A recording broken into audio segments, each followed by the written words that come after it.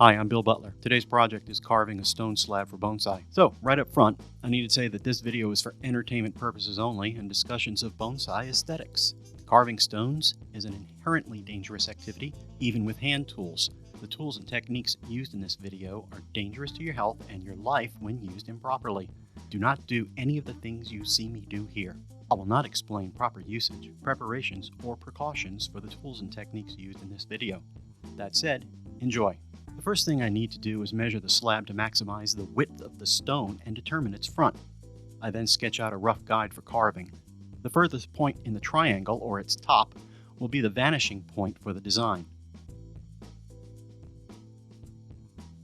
A little refining on the guides, and it's time to carve. Different stones allow for different carving techniques. Here I'm cutting the stone rather than chipping away all of this unwanted material. This is a piece of Pennsylvania bluestone. The stone itself has a grayish color. The dun-colored coating on the face of the stone will not remain intact, but will lend itself to the finished look.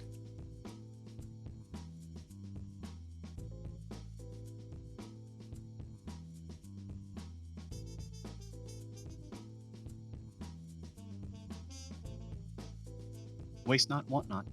Later I'll use this scrap of stone as test material for finishing techniques. It's easier on the process if I can cut away the material rather than chipping across the unwanted area.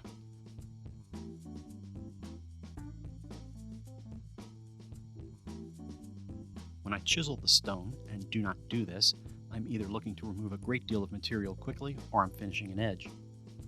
Typically, I will want the edge of the slab to be beveled. A short bevel on top, a wider bevel on the reverse. That difference means I need to keep in mind which side is face up. This close to my guideline, I'm chipping away small amounts of stone. Sedimentary stone is layered and may unexpectedly cleave further back than I intend. A little bit of that is happening right now. Sometimes a very large portion pops off. Then it's time to just give up and start another stone. When chiseling, my risks are damage to my eyes, hearing loss, silicosis, and lung cancer. The same risks if I were using hand tools. Actually, hand tools add other risks to the process. This stone was selected by me for several reasons. It has an interesting color, it's large enough to accommodate a nice sized planting, no obvious crack, it's thin, but still strong, and it's flat enough to sit level on a bench. The face of this stone was chosen because I found the other side to be boring. When purchased, raw material has long, boring, curved edges with vertical faces. Both are unattractive on a bonsai slab. The vertical face problem is corrected with beveling, as I mentioned before. The long, boring edges are corrected with smaller curves that give the stone a more pleasing look, and one that fits in with the bonsai approach to proportions and scale. The front edge will merely undulate in and out towards the viewer. For the sides, coming from the top, I'll carve the curves to be smooth coming down the edge, but cutting back quickly. Depending on the stone, I'll repeat this pattern several times. Bonsai is a game of scale and proportion.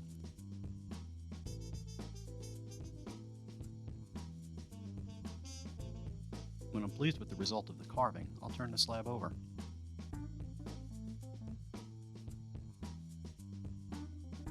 I carve it to look as if it is almost floating above the bench. Narrow bevel on top, longer on the back, and the slab appears to hover.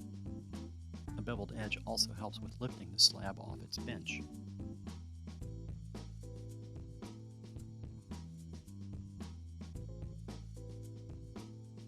The reverse side doesn't require much carving. I'm just cleaning up anything that catches my eye. And voila, a carved stone. Carved slabs need to be finished to remove tool marks and improve the slab's appearance. Here's a scrap piece from earlier. I'll test the results of using a torch on the stone's face to see if this results in an attractive finish.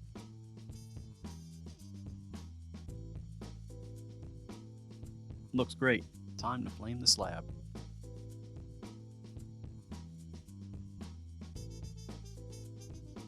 Flaming the slab removes small bits of stone as well as tool marks.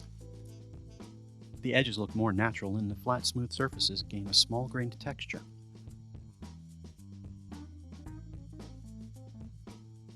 You were looking at the stone from the front edge, by the way. I try to make the flame's path as random as possible. The human eye is great at finding unintended patterns. Once we see them, the natural look we expect in bonsai is lost. Note the small chips that are flaking off. They're white hot, they hurt, and they burn my hair. What's that smell? Burning idiot. The risks I'm taking here involve eye loss, disfigurement, extensive burns, and exploding flaming death. Not just for me, but for bystanders as well. If I don't regulate the fuel properly, the gas will destabilize and ignite on its own. Water from the garden hose aids in the flaking process. If things go pear-shaped, it's not going to make much of a difference. The stone itself is selected for its ability to accept flaming. Some stones will crack, others shatter, still others will explode and do significant damage to my body and jeopardize my control of the torch. Do not do any of this. You're supposed to be entertained by this video. No tool lessons happening today. I love working on the reverse of my slabs. Such a quick step in the process. I won't need to do the entire face. I only need to get the tool marks off the edges. When I do these narrow corners, I always have a fear that the heat's going to break it right off. Then it's back to the chisel to salvage the piece.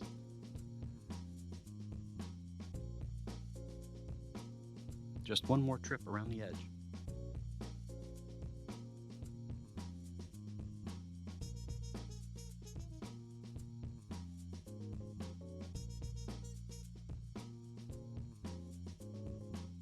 Flaming complete. Break out the steel wire buffer. The choice to use either flaming or buffing or both on stones that'll accept both is purely an artistic choice. Some people want a slab that's been buffed, some want a slab with a grainy texture. I believe the slab should match the artist's vision for the planting. Textured bark, textured stone. Smooth bark, buffed stone. Or mix and match and go for contrast. The point is to get the result you intended with your design. Random buffing on the face for the same reasons as random patterns on the torch.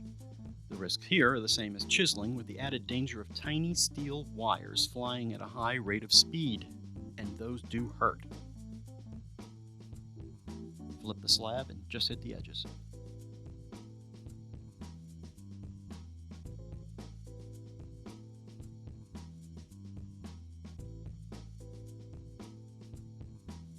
A little rinse, et voila, c'est fini. Close-ups of the completed slab. I love the way the original color is changed in some places to this reddish-orange color.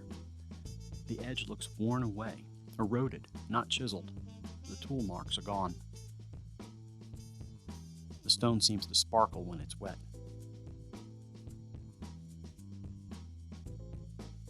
Here's the slab the next day after I've washed it with water and a soft bristle brush.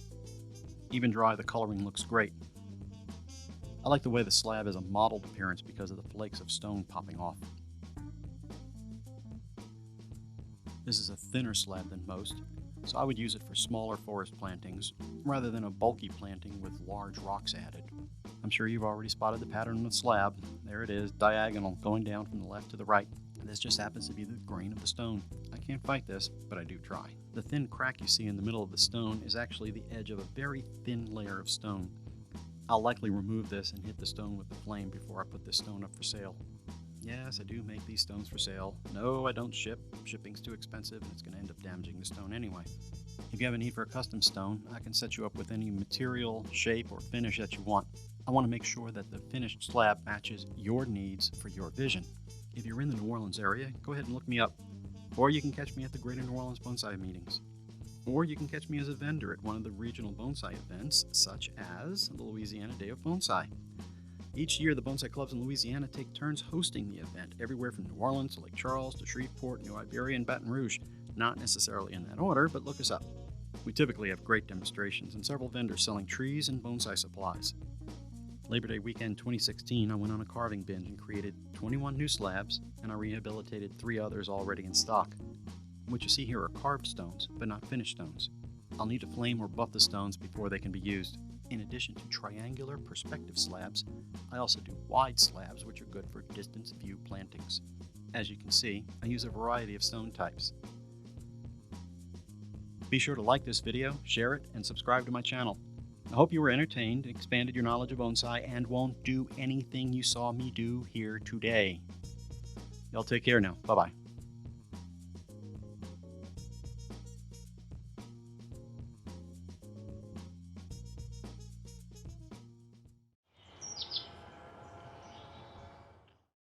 If you like this video, be sure to check out these others, as well as other videos and playlists on my channel. Playlists will be expanded as each tree develops. If you'd like to receive updates when new videos are posted to this channel, when you subscribe, click the gear, and check the update box. Thank you for watching.